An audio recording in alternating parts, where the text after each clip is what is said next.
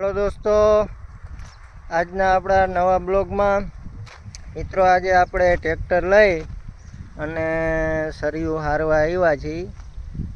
તો આજે આપણે સરિયું હારવી છીએ અને દોસ્તો પહેલી સરિયું ઉપાડી છે ટ્રેક્ટરમાં.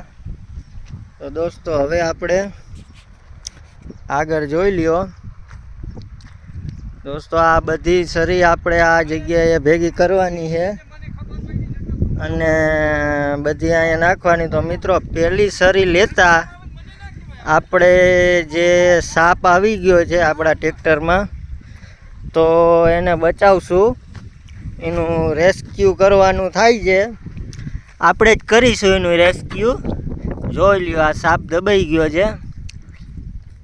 તો હવે અત્યારે ખારો થઈ ગયો છે મિત્રો, પણ આપણે એને સહી સલામત રેસ્ક્યુ કરવાના છીએ વ્યવસ્થિત. હવે એમાં એવું છે મિત્રો કે અત્યારે મારે એક હાલમાં કોઈ એવો માણસ નથી કે ભાઈ કરે, એટલે આપણે એને શરીરને ઉથલાવી નાખશું એટલે રેડી થઈ જશે, વ્યવસ્થિત એનું નીકળી જશે મિત્રો.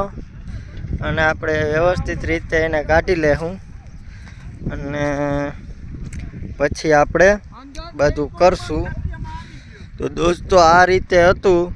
હવે આપણે એને રેસ્ક્યુ કરવાના છીએ, પણ કાંઈ કરશું નહીં મિત્રો. આપણે હજી એક વખત તમને એના વ્યૂ દેખાડી દઈએ.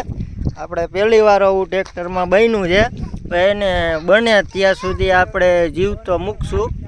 જો મરી જાય તો કોઈ ઇસ્યુ નથી, પણ બને એટલી કોશિશ કરશું કે એ બચી જાય. દબાઈ તો ગયો છે. તો હવે વિડીયાને ફટોફટ આપણે અલ્પ વિરામ કરીએ અને ટ્રેક્ટર આપણે રીએસ લઈ લઈએ.